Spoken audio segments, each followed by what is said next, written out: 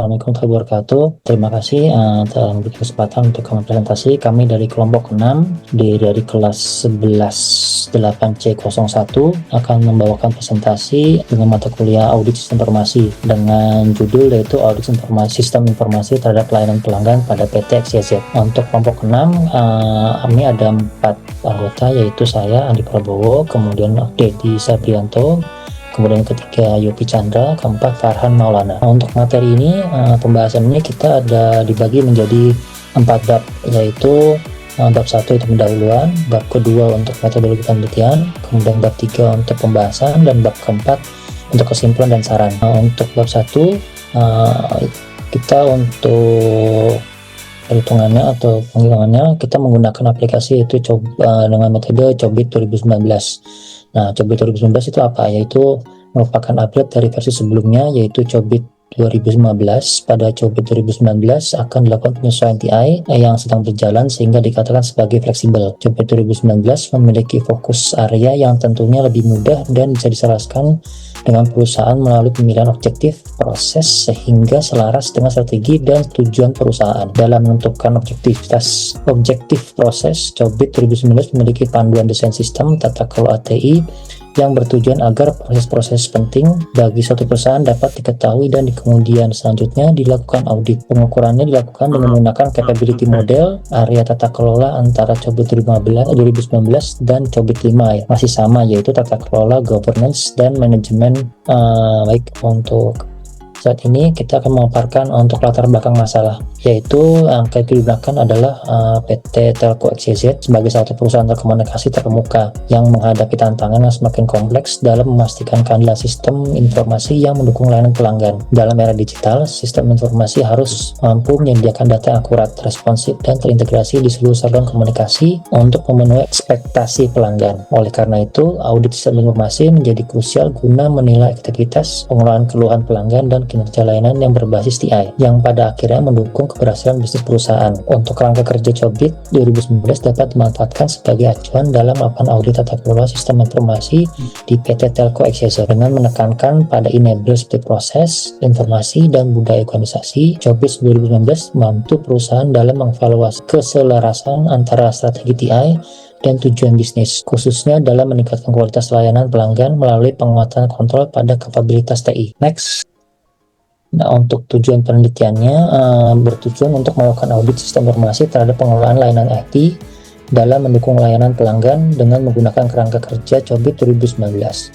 Fokusnya yaitu menganalisis efektivitas sistem informasi dalam proses penanganan keluhan pelanggan berdasarkan domain dan praktik terbaik Cobit 2019. Kemudian kedua, mengidentifikasi celah pengendalian dan resiko dalam sistem informasi yang digunakan untuk menangani keluhan pelanggan yang dapat mempengaruhi tingkat kepuasan pelanggan. Yang ketiga, memberikan rekomendasi berbasis hasil audit menggunakan kerangka kerja Cobit 2019 untuk meningkatkan tata kelola dan pengendalian proses penanganan keluhan pelanggan secara sistematis dan berkelanjutan. Maksudnya, manfaat penelitian untuk pengembangan teknologi informasi manajemen pada Telco XYZ ini dibagi menjadi manfaatnya, yaitu ada 3, yaitu organisasi, industri, dan akademisi. Bagi organisasi, memberikan gambaran menyeluruh mengenai kekuatan dan kelemahan proses TI yang berkaitan dengan pelayanan pelanggan, serta membantu pengambilan keputusan berbasis data audit. Untuk bagi industri, menambah literatur dan contoh penerapan audit sistem informasi menggunakan Cobit 2019. Sedangkan untuk bagi akademisi, menjadi referensi untuk pelaksanaan audit sistem informasi pada sektor layanan pelanggan di industri telekomunikasi. Baik, untuk selanjutnya akan dilanjutkan untuk rekan berikutnya. Oke, terima kasih Mas Andi. Ruang lingkup. Agar penelitian ini tidak keluar dari pokok permasalahan, maka ruang lingkup pembahasan dibatasi dengan masalah sebagai berikut. 1. Audit dilakukan terhadap proses DSS 02 dan MEA 01 sebagaimana definisikan dalam Cobit 2019. 2. Responden dan data dikumpulkan dari unit kerja yang terlibat langsung dalam penanganan keluhan dan pemantauan kinerja layanan pelanggan. 3. Evaluasi dilakukan dengan pendekatan capability level dan analisis GAP menggunakan skala Goodman. Selanjutnya, Dua, metodologi penelitian. Tahapan audit sistem informasi digunakan untuk acuan alur kegiatan yang akan dilakukan secara urut dan saling terkait. Metode yang digunakan dalam melaksanakan penelitian audit sistem informasi menggunakan COVID 2019 sebagai berikut: observasi, identifikasi masalah, penentuan metodologi penelitian, pemetaan COVID 2019, pengukuran tingkat kapasitas, analisis kesenjangan, penyusunan kesimpulan dan rekomendasi. Next, metode pengumpulan data. 1. Data primer. Data primer diperoleh langsung di lapangan ketika peneliti melakukan observasi, wawancara, dan mendistribusikan kuesioner pada stakeholder pemangku kepentingan di PT Telco XYZ. Berikut ini jabaran terhadap pengumpulan sumber data primer, yaitu observasi, wawancara, kuesioner. 2. Data sekunder. Data sekunder diperoleh dari kajian pustaka yang berhubungan tata kelola sistem informasi. Sekunder penelitian ini adalah studi literatur dilakukan mempelajari teori-teori yang berkaitan dengan audit tata kelola teknologi informasi COVID 2019. Next, pemetaan COVID 2019. Pemetaan domain COVID atau penentuan domain dapat dilakukan dengan menggunakan goal cascade dan desain faktor yang disediakan oleh COVID 2019. Pada penelitian ini, peneliti memfokuskan penentuan domain dengan menggunakan goal cascade sehingga dapat diketahui domain prioritas yang sesuai kebutuhan PT Telco XYZ. Berikut adalah proses tahap penentuan domain menggunakan goal cascade. Stakeholder river and net, cascade to enterprise goals, cascade to alignment goals, cascade to performance and management objective. Next, skala pengukuran Goodman atau skala Goodman memberikan jawaban responden yang terdiri ya dan tidak, ya sama dengan 1, lalu tidak sama dengan 0. 2. Kapasibilitas level. Analisis capability level yaitu analisis yang dilakukan setelah mendapatkan hasil perhitungan kuesioner. Analisis capability level disesuaikan dengan acuan kerangka kerja COVID 2019 mengenai cara penilaian terhadap activity untuk mengetahui tingkat kemampuan tata kelola pada sistem informasi saat ini dan yang diharapkan. GAP. Analisa GAP, analisa yang dilakukan apabila tingkat kemampuan saat ini as is dan yang diharapkan to be telah diketahui. Next, 1. Menentukan capability level menggunakan skala Goodman. 2. Menganalisa kesenjangan GAP. Analisa GAP adalah perbandingan nilai level capability saat ini dengan nilai level capability yang diharapkan. GAP sama dengan A min B, keterangannya A sama dengan tingkat kematangan yang diharapkan B, tingkat kematangan saat ini. Next, dilanjutkan oleh teman saya. Dengan saya Mas Farhan ya. Saya lanjutkan. Oke. Terima kasih. Sekarang masuk ke poin pembahasan untuk bab 3 ya. Jadi identifikasi tujuan bisnis IT. Di sini untuk pemetaan domain COVID merupakan tahapan penting dalam proses audit tata kelola sistem informasi. Pemetaan domain pada penelitian ini menggunakan proses goal cascade berdasarkan COVID 2019. Yang pertama, melakukan identifikasi enterprise goals. Identifikasi tujuan bisnis nantinya diselaraskan dengan enterprise goals yang mengacu pada standarisasi COVID 2019. Berikutnya yang kedua, ini melakukan identifikasi alignment goals. Ini adalah identifikasi alignment goals dari enterprise goals yang sebelumnya yang sudah di mapping. Dalam penentuan hal ini yaitu menggunakan mapping table dari enterprise goals yang didapatkan dengan nilai primer atau simbol P pada modul COVID 2019 framework governance and management objective.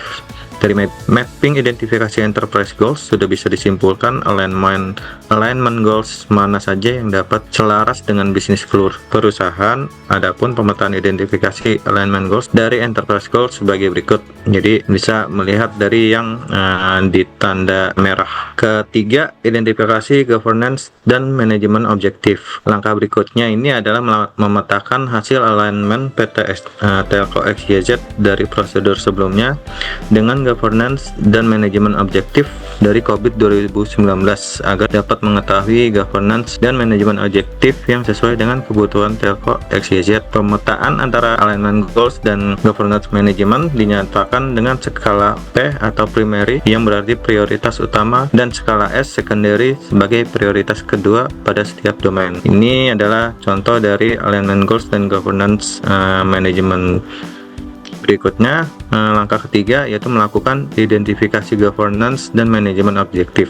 Jadi berdasarkan pemetaan tersebut telah teridentifikasi governance manajemen objektif perusahaan. Namun mengingat batasan masalah penelitian ini adalah objektifnya adalah yang akan dievaluasi tidaklah semua objektif yang teridentifikasi pada pemetaan di atas, akan tetapi sesuai dengan batasan masalah.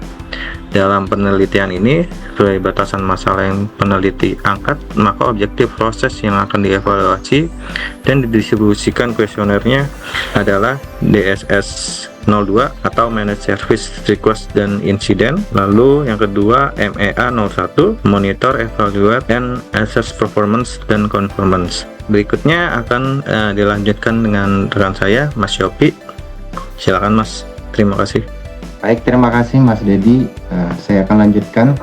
Berikutnya identifikasi RACI chart. Di sini ada tampilan RACI chart DSS 02. Berikut tampilannya sama RACI chart MEA 01. Next. Analisis capability level. Penentuan tingkat kemampuan yang akan dilakukan pada tiap proses TI dimulai dari level 2 hingga level 5. Persediaan level pada aktivitas tertentu mengacu berdasarkan buku panduan COBIT 2019. 1. DSS 02. Berikut tampilan aktivitas DSS 02 pada capability level. Aktivitas DSS 02 pada capability level. Lanjut Mas Dedi. MEA 01. Aktivitas MEA 01 pada capability level 2. Bisa kita lihat tampilannya. Aktivitas MEA 01 pada capability level 4. Aktivitas MEA 01 pada capability level 3. Dan aktivitas MEA 01 pada capability level 5. Lanjut, kesimpulan hasil capability level dan analis kesenjangan GAP. DSS 02 Manajemen Service Request and Incident. Bisa kita lihat levelnya di sini. Lanjut Mas Dedi. Baik, untuk kesimpulan dan saran. Kesimpulan dari hasil penelitian yang dilakukan dapat disimpulkan bahwa tata kelola teknologi informasi pada teknologi informasi manajemen kualitas pelayanan pelanggan pada PT Telco YZ dalam mengatur capability level kinerja sebuah sistem didapatkan nilai capability level setiap objektif. Saran. Berdasarkan hasil penelitian ini, meskipun tidak ada gap, penulis memberikan saran agar perusahaan tetap meningkatkan dan optimalkan monitoring berkelanjutan seperti melakukan evaluasi secara berkala terhadap indikator kinerja utama atau KPI dan berbandingkan hasil monitoring dan pengukuran kinerja dengan standar atau best practice di industri untuk mengidentifikasi area yang bisa ditingkatkan lebih lanjut. Baik, untuk selanjutnya saya kembalikan kepada Mas Andi. Terima kasih rekan-rekan semua. Sekian untuk presentasi dari kelompok 6 untuk mata kuliah audit sistem informasi. Untuk lebih kurangnya mohon maaf. Kami ucapkan assalamualaikum warahmatullahi wabarakatuh. Waalaikumsalam. Waalaikumsalam warahmatullahi wabarakatuh. Terima kasih. Waalaikumsalam warahmatullahi wabarakatuh.